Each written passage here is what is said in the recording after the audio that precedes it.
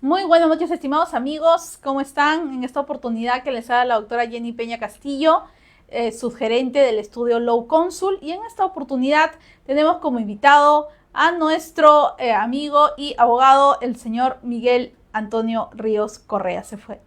Él es gerente legal de impuestos de la empresa Backup Asesores SAC, Solución Tributaria. Muy buenas noches, Miguel, ¿cómo estás? Muchísimas gracias, Jenny, por la invitación. Muchísimas gracias a todas las personas que nos están siguiendo a través de esta transmisión. Agradecer por su asistencia a esta convocatoria, la que realmente espero pueda contribuir a sus actividades, al cumplimiento de las obligaciones tributarias que tenemos en cierne ahora mismo. Sí, así es, Miguel, porque las personas que nos siguen son más que todo pequeñas y medianas empresas, que les interesa cuál es el efecto que tiene la nueva prórroga. Ahora tenemos 2 cronogramas para la presentación de la declaración jurada anual a raíz de la ley. ¿Cuál es la ley? La ley 31940, Miguel. ¿De qué se trata esta ley? Cuéntanos un poquito. Esta ley se publica en noviembre del año pasado, una ley emitida por nuestro poder legislativo, lo que quiere decir que como suele suceder en materia tributaria, cada que el legislativo emite una norma, la hace con ciertos problemas en la técnica, ¿no? La excusa, o si quieren, la exposición de motivos era básicamente evaluar la situación económica por la que atraviesa el mundo, no solo el Perú, además de los hechos políticos que se reconocen en la exposición de motivos como la causal por la que eventualmente hay cierta recesión en el mercado, y utilizan el término de respiro, ¿no? Dicen que la lógica de prorrogar para determinado grupo de empresas la presentación y pago del impuesto a la renta del ejercicio 2023 le debería dar a este grupo de empresas un respiro, un aliciente, una forma de ayudarlos con el cumplimiento de la obligación, porque el cumplimiento de la obligación no se convierta básicamente pues en un problema que lo desfinancie, ¿no? Claro. Entonces, pensando en eso, es que la ley define que el alcance de esta prórroga, que básicamente opera a partir del mes de mayo, igual bajo la lógica siempre de acuerdo del último dígito del RUT, claro, señala que las empresas que están comprendidas como micro o pequeñas empresas, de acuerdo a la ley MIPE, ¿ya? Pueden gozar o sea, no es cualquiera, ya ahí estamos empezando ya, ¿no? Beneficios. Sí, en principio sí, no es cualquiera, porque una de las cosas que tenemos que advertir es que la ley MIPE se dio, claro, bajo la lógica de otorgar efectos de carácter promocional, laboral principalmente. Por ahí habían algunos efectos tributarios que básicamente era el acompañamiento por parte de la SUNAT, lo que significaba, por ejemplo, que en determinadas circunstancias a estas empresas no se les multe necesariamente, ¿no? Bueno, esa es una historia de larga data, porque básicamente la ley del 2007, el último texto único ordenado del 2013, pero más allá de las fechas, lo que quiero decir es que a la larga lo que significó la ley MIPE básicamente es establecer un régimen laboral que es lo más tangible, insisto que no es lo único por lo que se publica, pero es lo más tangible, ¿no? Y traigo a colación esto porque resulta que justo con la intención de establecer qué empresas pueden inscribirse y aquellas que no, o qué entidades podrían gozar de este régimen laboral especial, es que el Ministerio de Trabajo ha tenido oportunidad de resolver algunas consultas en donde ha establecido, por ejemplo, quién no podría entenderse como MIPE de acuerdo a la definición de la ley, ¿no? Y ahí hay unas sorpresas que yo creo que se ha dicho muy poco, realmente, ¿no? Por ejemplo, el Ministerio de Trabajo ha establecido que una asociación, o que en realidad cualquier persona jurídica de naturaleza no comercial, aquellas que están reguladas por el Código Civil, esto es fundaciones, asociaciones, comités, ¿no? Y aquella que tampoco tenga el carácter de persona jurídica y que gracias al alcance del artículo 14 de la Ley de Impuesto a la Renta, en nuestro mundo tributario se entiende como persona jurídica, pero no lo es. Entonces, por ejemplo, hablamos de cualquier ente colectivo, tal como un contrato de colaboración empresarial, un fideicomiso podría ser, o un contrato de un contrato de colaboración empresarial claro, con contabilidad independiente, que incluso tiene número de RUC, pero que en realidad no es una persona jurídica, no es una persona jurídica, y no podría calificar como una MIPE a la luz de lo que dice por la ley ejemplo. MIPE. Así es. Entonces estamos hablando que ya por la definición misma se encuentran excluidas asociaciones, fundaciones, comités, entidades que no tengan fin lucrativo, por ejemplo, entidades de cualquier fe religiosa. ¿Las juntas de propietarios? Las juntas de propietarios excepcionalmente han sido incluidas en la ley MIPE. En la ley MIPE. ¿Ya? Pero claro, otra vez esto con la intención de otorgarles un régimen laboral. Y realmente la junta de propietarios, para aquellos que probablemente no tengan una formación tan profunda en materia legal, hay que recordar que la junta de propietarios tampoco es una persona jurídica como tal, es básicamente un ente administrativo, ¿no? Para claro, que se crea, ¿no? Es un grupo de personas que quedan inscritos en la partida registral de la propiedad inmobiliaria. Correcto. O sea, no pertenece al libro de personas jurídicas. Ustedes dirán, oye, pero eso es una cuestión que la verdad tiene cierta relevancia legal, pero parece que no es de mi interés en el día a día. Pero ya ven ustedes que si partimos por entender que una junta de propietarios no es una persona jurídica, y que solo para efectos de la ley MIPE se le ha otorgado la condición de que se pueda acoger excepcionalmente a ella, habría que decir que sí, una junta de propietarios sí le aplicaría lo de la prórroga, pero estamos hablando de una junta de propietarios que está obligada a presentar la DJ anual por regularización del impuesto a la renta. O sea, estamos hablando de una junta de propietarios que excepcionalmente está acogida a IGB Renta, porque la regla general es que la junta de propietarios esté acogida solo a tributo de planillas. Es correcto, ¿no? Entonces, claro, con esa salvedad... Algunas arriendan, ¿ah? Ah, no, claro. Entonces aquellas que tienen ingresos... claro, unos graban. Claro, y que por tanto deben pagar su IGB Renta, obviamente están acogidos al tributo. Las personas naturales con negocio, que son empresas unipersonales, que no son personas jurídicas, pero que tributariamente sí se la damos, ¿están inmersas? Están bien entras, sí. Están dentro de la ley MIPE, en tanto cumplan con las condiciones para ser MIPE, que es otra de las condiciones que hay que revisar, porque lo lógico para todos hubiera sido que la ley refiera que para establecer quién es MIPE, que está definido de acuerdo a la OIT de ingresos, se utilice, digamos, la identificación de los ingresos del ejercicio en cuestión, o sea, del 2023. Pero resulta que la ley esta, la 31940, específicamente ha señalado que para definir el nivel de ingresos se deben mirar los ingresos del ejercicio anterior, o sea, del 2022. Entonces habría que ver si soy MIPE. Esto es, si es que no tengo ingresos mayores a 1.700 UITs, pero en el 2022, para saber si me puedo acoger a este cronograma prorrogado para la presentación y regularización del impuesto a la renta del 2023. ¿Tengo que estar inscrito en el REMIPE? No tengo que estar inscrito en el REMIPE porque no se ha puesto esa condición. Ya. Pero sí se ha dicho que debes calificar como MIPE a la luz de la ley MIPE. Exacto. Para calificar no hay que estar inscrito. No es obligatorio estar inscrito. No es constitutivo. No es constitutivo para nada. ¿No? Ok. Entonces, un poco para reordenar la idea, acá hay dos grupos bien identificados. Aquellos que son personas naturales, sin negocio, o sea que por sus ingresos de primera, segunda, cuarta y quinta. Como nosotros, por ejemplo. ¿No? Como nosotros, un profesional. Cualquier persona que ejerce un oficio, cualquier persona que arrienda, cualquier persona que tiene ganancia de capital. Que no constituye renta empresarial, ellos también están acogidos a esta ley. Claro. ¿Ya? Ese es el primer universo que debe quedar claro.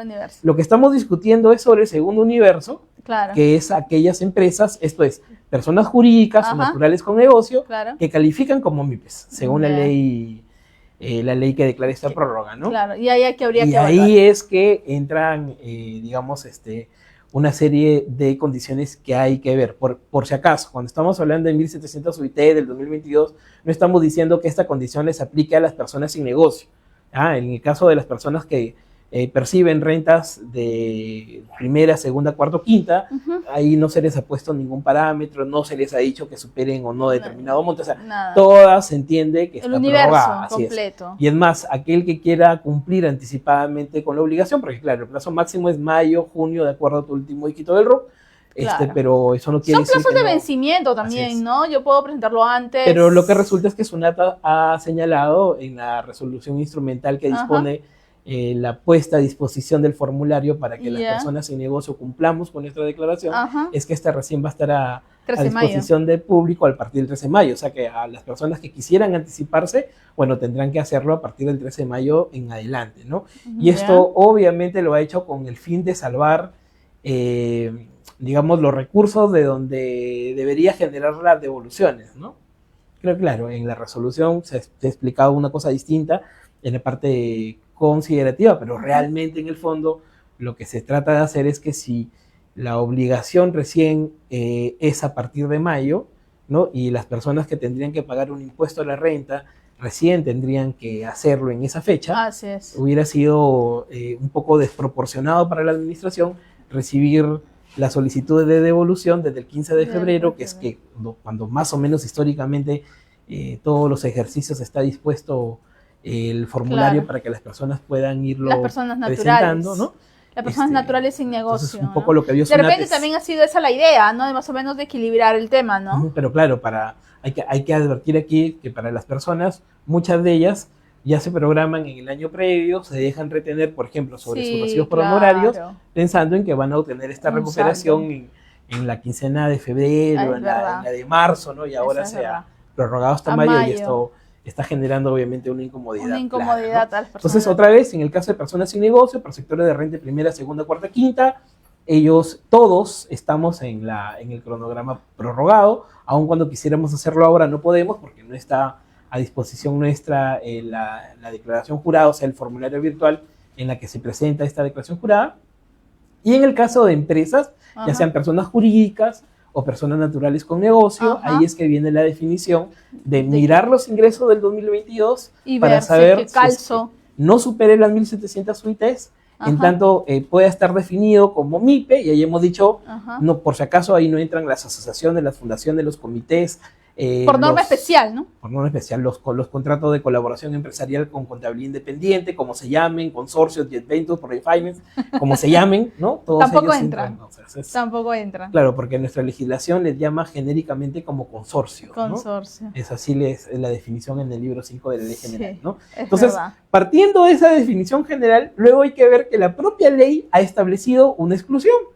Y hay otra redacción poco feliz, porque ha señalado que hay que, que se encuentran excluidas aquellas empresas que, si bien unitariamente no han superado estas 1.700 UITs, como grupo económico, ¿no? O sea, mirando la empresa misma, quiero decir, pero también la empresa que eventualmente puedan tener los socios directos, ¿no? Las vinculadas. Las vinculadas, pero no ha utilizado el término persona vinculada, ni ha hecho referencia a la ley o al reglamento de renta para establecer la regla de vinculación. Que hubiera sido mucho más sencillo, es a lo que estamos acostumbrados. Claro.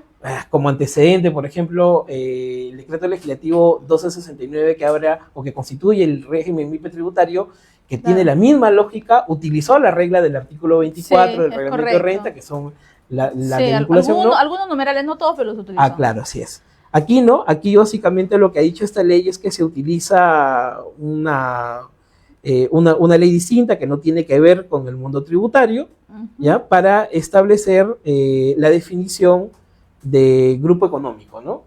Entonces ahí es cuando, y si vamos a esta definición, es absolutamente abstracta, tiene un sentido distinto, porque la definición de grupo económico en esta ley es básicamente para evitar concertación de precios, ¿no? Monopolización indirecta de ofertas en el mercado, o sea, tiene un sentido comercial que es absolutamente distinta a la naturaleza tributaria, pero que por sobre todo es una definición absolutamente gaseosa.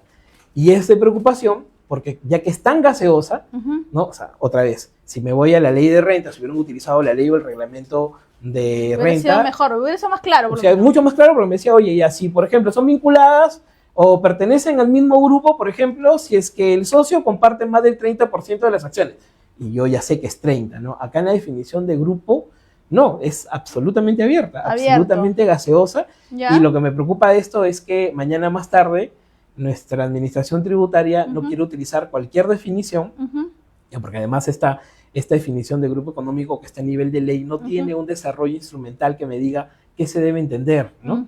Entonces, en el futuro, si por ahí SUNAT ha considerado que determinado grupo de empresas, o si la empresa del hermano, del socio, de la esposa, ¿no? No sé, ¿no? Del cuñado, del abuelo. Como no dice nada la norma. Así es, como es tan genérica, porque dice grupo económico, entonces hay un peligro serio ahí, ¿no? Y no lo deriva tampoco a la ley, como tú bien señalas. No, o sea, deriva expresamente a una ley distinta. O sea, si hubiera dicho grupo económico de acuerdo a las definiciones de partes vinculadas o de acuerdo a la definición de la ley de renta, bueno, ya hubiéramos entendido que se refería a tal. Pero no, acá utiliza una definición distinta porque dice, oye, utiliza la ley tal para definir qué es grupo económico. Y ya te decía que esta ley tiene una naturaleza que no solo es de carácter no tributario, sino que es una definición absolutamente gaseosa, en donde cualquier cosa puede entrar, ¿no? Cualquier cosa puede entrar. Y ahí está la preocupación. Así que aquellas empresas que son, que digamos, que el tío, el sobrino y en general no podemos pensar que la suma de los ingresos en el 2022 se ha superado las 1.700 UITs, hay que tener cuidado, hay que ser prudentes. La mejor recomendación ahí es pensar mejor no acogernos a la prórroga, porque no sé si mañana más tarde SUNAT nos va a calificar como grupo económico y nos va a decir que la suma de los ingresos del grupo económico sí superan las 1.700 UITs, ¿no? Y por tanto que no nos correspondía esa prórroga, ¿no? Así es, y nos coloca una multa, lo más la probable. Multa por presentar la declaración Claro, entonces, ¿no? Para hacer un resumen hasta acá, las personas que se encuentran incluidas en la prórroga son todas las personas naturales en su universo y las personas jurídicas, pero que estén calificadas como MIPES. Y para mirar si estoy como MIPE o no, tengo que mirar el ejercicio 2022. Todas las personas naturales sin negocio, y todas las personas naturales con negocio o personas jurídicas que en el 2022 no hayan superado las 1.700 UITs. ¿Solas o como grupo económico? Claro, no solas o como grupo económico. Y ahí nuevamente la recomendación de que nosotros mismos evaluemos la definición de grupo de la forma más amplia que se pueda. Si mi primo incluso, ¿no? Pensemos hasta el 4º grado de consanguinidad, ¿no? Si mi hermano, mi cuñado, mi esposa no es socio de otra empresa, no es que ese solo hecho ya me excluye, sino que debo sumar los ingresos de todas las empresas vinculadas. Si sumamos más de 1.700 UITs, es que deberíamos entendernos excluidos de esta prórroga. Y para las personas que nos están viendo, Miguel, no tiene nada que ver que esté en el régimen general o en el régimen MIPE tributario. Sí. Esa diferenciación. Otra de las cosas que siempre es muy común confundir es creer que el régimen MIPE tributario, también llamado RMT, es el que me da la condición de MIPE. No, ya les decía que la ley de MIPE, que es una del año 2007, tiene una intención mucho más alta, mucho más grande. O sea, busca dar temas de, digamos, de promoción, de impulso a las micro y pequeñas empresas, y esto por tanto tenía, digamos, aristas de carácter tributario, laboral, financiero, de promoción misma, ¿no? En ferias, en actividades que el Ministerio de la Producción tenía que desarrollar, impulsar, etcétera, ¿no? En cambio, el decreto legislativo 1269, que es una norma del año 2016, que se empezó a aplicar en 2017, ¿no? Tiene carácter solamente tributario, y entonces es una norma mucho más acotada, mucho más pequeña, y que ya decía, yo puedo ser MIPE y estar en el nuevo RUS si soy una persona natural, o puedo ser MIPE y estar en el RER o en el RMT o en el régimen general. Eso, el régimen tributario no cambia la condición o no le otorga la condición, si quieres, de mediana o microempresa a determinada organización del mercado, ¿no? Así es, eso es importante, entonces tomarlo en cuenta. Las personas se equivocan, ya he tenido varias consultas al respecto. ¿Tengo que estar en el régimen MIPE tributario? No. O sea, entonces, claro, si estamos pensando que es un beneficio que se aplica sobre la obligación de presentar la declaración jurada anual, entonces obviamente nos quedamos solo con el régimen MIPE tributario y el régimen general, porque son los dos únicos regímenes tributarios que tributan sobre renta neta, esto es, que hacen declaración jurada anual y que por tanto les podría aplicar esta prórroga al vencimiento de la obligación. Así es. Muy bien, Miguel, en relación ya entrar al tema que nos ha traído el día de hoy, ¿cuáles son los efectos para ese grupo, para ese universo de empresas? No, o sea, no es que decido, en realidad, mi último dígito del RUC es tal y me toca en junio, vamos a suponer, y yo lo presento unos días antes por prevención. En el mes de junio. En el mes de junio. ¿Cuál sería el efecto para el pago cuenta? Uno de ellos, ¿no? Sí. hay que advertir que acá hay dos reglas que nos vinculan directamente, que es a partir de qué momento, de qué periodo empiezo a utilizar el saldo a favor del impuesto a la renta que pude haber determinado. 2023, digamos. 2023, que me resulta un saldo DJ a favor. anual de la puede ser. 2023, y desde cuándo es que, o con qué reglas debo determinar el pago a cuenta del 2024. Claro. ¿No? Entonces, primero, lo más sencillo, hay que entender que las reglas para el pago a cuenta del impuesto a la renta son a rajatabla así, ¿no? O sea, a partir del periodo marzo del 2024, usted ya tendría que determinar el pago a cuenta a partir del impuesto resultante y los ingresos netos del ejercicio 2023. Correcto. ¿No? Otra vez, ¿no? La doctora Jenny partía del supuesto que yo presentaba mi declaración jurada anual dentro del plazo en el mes calendario de mayo, ¿no? Porque así se había dispuesto en la prórroga, perdón, en el mes calendario de junio, y en el ejemplo es, oye, pero si recién voy a presentar, y no es porque quiera, sino porque, como bien decía Jenny, en mi plazo de vencimiento, en el mes calendario de junio, y las declaraciones juradas mensuales no se han modificado, de tal forma que el periodo marzo vence ahora en abril, ¿no? A partir de la próxima semana, ¿no? Entonces, ¿con qué voy a determinar ese pago a cuenta? Y la regla es, oye, debes hacerlo con el resultado del 2023, o sea, impuesto resultante de ingresos netos. Claro. Pero, ¿cómo voy a determinarlo con el resultado del 2023 si todavía no he presentado mi declaración? Esa es una pregunta bien común, ¿ah? Entonces, lo que hay que tener en cuenta es que tendrás que proyectar, ¿no? O sea, que si bien tu vencimiento o por tu vencimiento vas a presentarlo en el mes calendario de junio dentro del plazo, prorrogado, pero dentro del plazo, ¿no? Eso es independiente o indistinto al hecho de que tengas que utilizar los resultados del 2023. Lo que pasa es que no es obligatorio, entendería yo, para calcular el coeficiente para marzo del 2024, el pago cuenta de marzo del 2024, la presentación de la declaración jurada anual. Claro. No es un requisito, simplemente, ¿no? Tú ya lo tienes, tendrás que proyectar. Es una información que ya la tienes.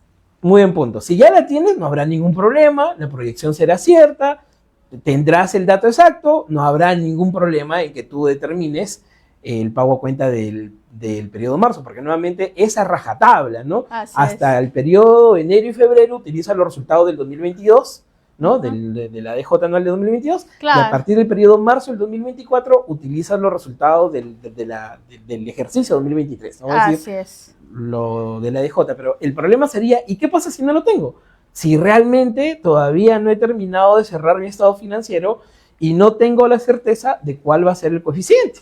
Entonces te va a tocar proyectar, ¿no? Porque además ustedes todos saben que la contabilidad es un ejercicio de proyección, claro. ¿no? Vas a tener que proyectar, y ahí la recomendación que los abogados siempre damos es que si vas a proyectar, tu proyección sea prudente, esto es para arriba, ¿no? Por el principio de prudencia. Claro, ¿no? ¿Por qué? Porque si es para abajo y mañana más tarde, ya en junio, cuando termines, cuando finalmente presentes tu declaración jurada anual, te das cuenta que el coeficiente era mayor, entonces te va a tocar rectificar la DJ mensual de marzo, ¿no? Porque hay una diferencia en impuestos, ¿no? Ven que utilizaste un coeficiente menor y eso va a dar lugar a que eventualmente te expongas a la infracción por dato falso. Así es. ¿No? En cambio, si determinas para arriba, o sea, determinas un poquito más, ¿no? Entonces no habrá necesidad de rectificar porque no habrás afectado de ninguna forma al fisco, a la recaudación, y incluso en el supuesto que rectifiques, que no estás obligado, pero si quisieras rectificar, no te vas a exponer a multa alguna, porque no hay un dato falso, ¿no? Hay que recordar que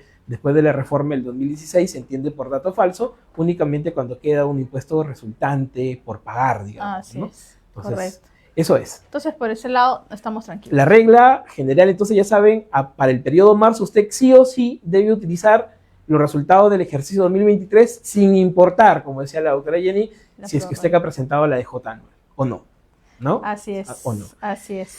Y lo segundo, que les decía, lo segundo importante es advertir desde cuándo es que yo puedo utilizar el saldo a favor que eventualmente pueda determinar en esta declaración jurada 2023. Ahí les decía hace un momento, la regla es diametralmente distinta, porque lo que nos dice el artículo 55 del reglamento de la ley de renta, vamos a hablar de numeral 3 y numeral 4 respectivamente, es que para poder utilizar ese saldo, necesariamente tienes que haber presentado la declaración. Y aquí sí no importa cuándo venció, ¿ah? Aquí no importa cuándo vence. Aquí importa cuándo la presentaste. Porque la norma manda a que ese saldo determinado en la declaración jurada anual, siguiendo el ejemplo del 2023, vas a poder utilizarlo únicamente a partir de las obligaciones que vencen en el mes calendario siguiente a la presentación de la DJ. En español, si tú presentas la DJ anual en el mes calendario de marzo del 2024, vas a poder utilizar ese saldo a favor determinado a partir de las obligaciones que venzan en el mes siguiente, esto es en el mes calendario de abril del 2024. ¿Y quién vence en el mes calendario de abril? Las obligaciones de marzo, la DJ mensual de marzo. Entonces, nuevamente, si tú presentas tu declaración jurada anual del impuesto a la renta del 2023 en marzo del 2024, vas a poder utilizar ese saldo a favor determinado en la DJ mensual del periodo marzo 2024 que vence en el mes calendario de abril. Entonces, ahí, ¿no? Sí, Miguel, hay o sea, me obligan, si es que utilizo el mayo-junio, la prórroga, que la voy a tener que utilizar, si me toca, me obligan a usar todavía el saldo en mayo-junio. Así es. Entonces, si yo presento mi declaración, siguiendo el mismo razonamiento, ¿no? Del ejemplo anterior, si yo presento mi declaración jurada anual de 2023 en el mes calendario de mayo, entonces recién voy a poder utilizarla contra el pago a cuenta de mayo que vence en el mes calendario de junio. Y si presento mi declaración jurada anual en el mes calendario de junio, voy a poder utilizarla para el pago a cuenta del periodo junio que vence en el mes calendario de julio. Y así, ¿no? Y así entonces, sucesivamente. Claro, entonces hay que tener bien claro ese orden, y aún más si es que traemos saldo a favor del 2022 que no se agotó hasta el periodo diciembre del 2023. Esa era justamente la pregunta que te iba a hacer, Miguel, que hay varios casos y seguramente acá las personas que nos están escuchando también lo deben tener. Tienen un arrastre de saldo del 2022, diciembre 2023, enero 2024, febrero 2024. ¿Lo puedo seguir aplicando? Lo tienes que seguir aplicando, no es una potestad, es una obligación, ¿no? Porque una precisión ahí, ya la SUNAT me han notificado varias veces en varias empresas, no me permiten, con el cronograma anterior, ¿no? De marzo a abril, no, la SUNAT me bota un mensaje inmediatamente o me manda un documento diciéndome no debiste haber aplicado el saldo a favor en el periodo marzo voy a poner ejemplo, ¿no? Del marzo de 2024, porque en marzo de 2024 ya presentaste la declaración jurada y por lo tanto ya hay un nuevo saldo. Así es tal cual, ¿no? Pero eso es un criterio SUNAT, Miguel. A ver, nuevamente, ahí si hacemos perdón, los abogados nos gusta esto, regodearnos en historia, ¿no? Pero les cuento que hasta el 2023, justamente antes de una reforma en el numeral 4 de este artículo 55, se utilizaba un verbo potestativo, se decía, el contribuyente podrá utilizar el saldo no aplicado, no agotado, hasta el periodo anterior, en este caso hasta diciembre del 2023, en los meses siguientes del 2024, ¿no? Pero ese verbo facultativo, les decía, una reforma del 2003, que está vigente del 2004, ¿ya? O sea, hace bastantes años atrás, cambia el verbo y ya no es potestativo, ya habla de un verbo distinto, en donde ya no podrá decirse debe. Entonces, si es el debe, entonces ya no es que si yo quiero, ¿no? Lo pongo o no lo pongo, ¿no? Entonces, a mí lo que me gusta decir, para que quede claro, para que se grabe, es que debemos hacer una suerte de tracto, ¿no? Tomando el ejemplo de hace un momento, si yo presentara mi declaración jurada anual en el mes calendario de mayo, ¿no? Debido a este cronograma prorrogado, en el mes calendario de mayo, ya habíamos dicho entonces que tú debes utilizar tu saldo a favor determinado en la ADJ del 2023 a partir del pago a cuenta del periodo mayo que vence en el mes calendario de junio, claro, ¿no? Lo que quiere decir que si usted tenía un saldo del 2022 que se había aplicado hasta diciembre del 2023 y que no se había agotado, usted tiene la obligación de seguirlo aplicando contra enero, febrero, marzo y abril. ¿No? Claro. Obligatorio. Mayo ya no. Mayo ya no, ¿por qué? Porque ya en mayo te corresponde utilizar, en el periodo mayo, utilizar el impuesto, el saldo a favor determinado en la declaración jurada anual del 2023 que presentaste en el mes calendario de mayo, y que por tanto se utiliza contra el pago a cuenta de mayo que vence en junio. Entonces, otra vez, a eso me refería con tracto, ¿no? Porque es como que el saldo del 2022 que no agotaste, lo utilizas hasta el periodo previo a la presentación de la DJ. Claro. ¿No? En nuestro caso, hasta el mes calendario, hasta el periodo abril. ¿no? Claro. Hasta ahí utilizas abril del 2024. Sí, me toca en mayo. Si es que presento mi declaración en mayo. En mayo. Si me toca en junio y lo voy a presentar en junio, lo puedo jalar hasta mayo. Claro. Si es Ok. que yo presento mi declaración Ok. jurada en junio, Claro. en el mes calendario de junio, Ujú. y aquí, si me permiten, otra vez, no importa cuándo vence, aquí lo importante es cuándo lo presentes. Cuando lo presentes. Entonces, si tú presentas, ya sea por el cronograma prorrogado o porque sencillamente estás fuera de plazo, pero lo presentas en el mes calendario de junio, ¿no? Tu DJ anual, quiere decir que ese saldo determinado contra la DJ del 2023 lo debes utilizar contra el pago a cuenta del periodo junio que vence en julio, ¿no? En el mes siguiente, o sea, junio. Gracias. ¿No? Entonces, si es que yo tenía un saldo de la DJ del 2022 que no agoté, incluso hasta diciembre del 2023, yo tengo la obligación de ese saldo seguir Ojalá. utilizando hasta el periodo mayo, Mayo. hasta el periodo anterior. Hasta el periodo anterior de que tú presentes la declaración. Entonces haces haces un tracto, ¿no? Haces un tracto, Porque claro. el saldo hasta mayo, en el 2022, mayo de 2024, ¿no? Y a partir de junio, porque presentaste tu DJ anual en el mes calendario de junio, ya el nuevo saldo determinado en la declaración jurada anual del 2023. Del 2023. Así Eso es. es. Muy bien, Miguel. Creo que ha sido bastante claro. Las personas los han tenido claro. Hay muchos emprendedores que nos están mirando Oh. y gente que está en pequeña empresa, microempresa. La pregunta, Miguel, ¿tiene un impacto en el reparto de las utilidades de los trabajadores, no? Claro, porque lo que dice el decreto legislativo 892, que es el que regula la obligación del pago Del reparto. del reparto para las utilidades, dice que el plazo es hasta dentro de los 30 días siguientes al vencimiento de la declaración jurada anual, ¿no? De acuerdo a la norma de impuesto a la renta.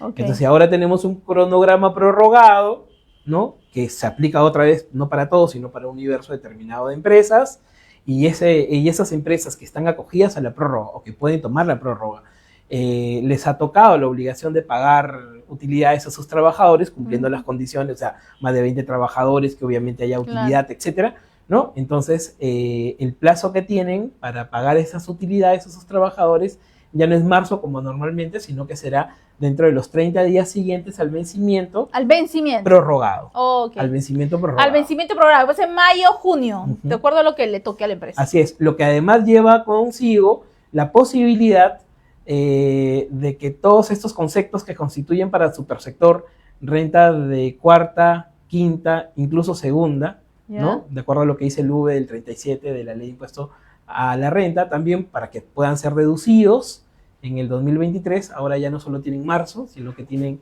este programa prorrogado. Prorrogado. No sé ahí si nos hemos dejado entender, No, yo creo ¿no? que bastante claro. En resumen, el nuevo cronograma solamente son para todo el universo de personas naturales Sin negocio. sin negocio, ¿no? Que personas que tienen profesionales, oficio, etcétera, y las personas jurídicas O naturales, o naturales con negocio, pero siempre que sean MIPES. pero siempre que sean MIPE de acuerdo a la norma especial. Ya está. ¿Quieres saber si eres MIPE o no? Mira tu ejercicio 2022, tus ingresos. Ya está. Ahí estás. Si estás ahí, el siguiente paso es cuáles son los efectos.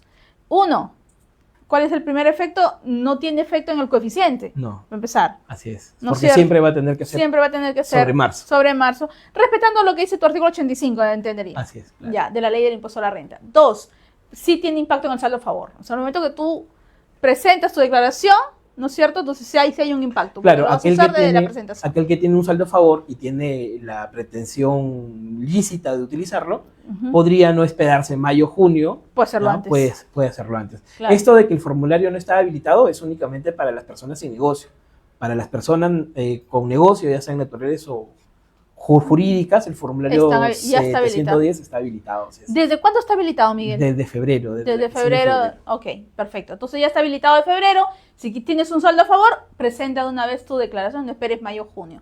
Y por último, hay un impacto en el reparto de utilidades a los trabajadores. Así es, en el reparto de utilidades y en todos aquellos gastos que constituyan Claro. para el proveedor, para el persector, Ajá. rentas de segunda, cuarta y quinta. Donde hay un requisito formal que es el pago. Así es, porque si bien las reglas generales que hayan devengado, en esos casos no basta con el devengado, sino que se haya pagado hasta la fecha que tenemos para la declaración del impuesto. Para la presentación de la declaración. Que en este caso es a los que les corresponda el cronograma prorrogado de mayo-junio. Así es hasta la fecha, ¿no? Hasta la fecha. Entonces, si me toca el 20 de mayo, hasta el 20 de mayo. Hasta el 20 de mayo. ¿Puedo pagar el mismo 20 de mayo? Claro, por supuesto. Así es, 12 de la noche. Tal cual. Muchas gracias, Miguel. Yo creo que ha sido bastante claro. No sé si tenemos ronda de preguntas. Hay alguien que nos está preguntando en vivo. Este es un programa en vivo. Así que pueden ir haciendo sus preguntas al expositor. Bien, nos indican que no hay ninguna preguntas al respecto. Entonces, nos despedimos, Miguel. Muchísimas gracias. A usted por la invitación y gracias. a su amable audiencia. Gracias. Entonces lo pueden encontrar a Miguel en todas sus redes sociales. Miguel Antonio Ríos Correa. Él tiene una empresa que se llama Bacat Asesores SAC Solución Tributaria. Así que lo pueden ubicar en todas las redes sociales. Muchísimas gracias, Miguel. Otra vez, muchas gracias. Muy buenas noches.